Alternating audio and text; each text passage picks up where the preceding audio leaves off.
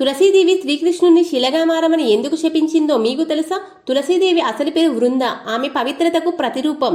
ఆమె భర్త జలంధరుడు శక్తివంతమైన రాక్షసుడు. వృంద భర్త పట్ల అపారమైన ప్రేమ కలిగి ఉంది. ఆమె తపస్సు వల్ల జలంధరుడు అపారమైన బలాన్ని పొందాడు. దేవతలను ఓడించగల శక్తిని పొందిన జలంధరుడు అహంకారంతో దుర్మార్గుడయ్యాడు. ఈ స్థితిలో దేవతలు కృష్ణుణ్ణి ఆశ్రయించారు. కాని వృంద భర్త జీవించాలన్న భక్తి ప్రభావంతో జలంధరుణ్ణి ఎవ్వరూ చంపలేకపోతున్నారు. ఈ సమస్యను అధిగమించేందుకు కృష్ణుడు తన మాయతో జలంధరుడి రూపాన్ని ధరించి బృంద ఎదుట ప్రత్యక్షమయ్యాడు. ఆమె భర్త వచ్చాడని భావించిన బృంద అతన్ని ఆలింగనం చేసుకుంది. ఆ క్షణం ఆమె తపోబలం నశించి యుద్ధభూమిలో ఉన్న అసలైన జలంధరుడు తన బలాన్ని కోల్పోయి మరణించాడు. ఇది తెలుసుకున్న బృంద తనను మోసం చేసిన శ్రీకృష్ణుపై కోపంతో "నువ్వు నన్ను మోసం చేశావు, అందుకే శిలగా మారు" అని శపించింది. తన తప్పు ఉందని గ్రహించిన శ్రీకృష్ణుడు ఆమె శాపాన్ని స్వీకరించాడు. కానీ బృంద పవిత్రతను గౌరవిస్తూ "నీ భక్తి, నీ పవిత్రత ఎప్పటికీ నిలిచిపోతుంది. నీవు భవిష్యత్తులో ఓ పవిత్రమైన మొక్కగా మారి నా ఆరాధనలో అంతర్భాగం అవుతావు" అని ఆశీర్వదించారు. ఈ విధంగా బృంద తులసి మొక్కగా మారింది. అందరూ చెప్పండి, జై తులసీదేవి.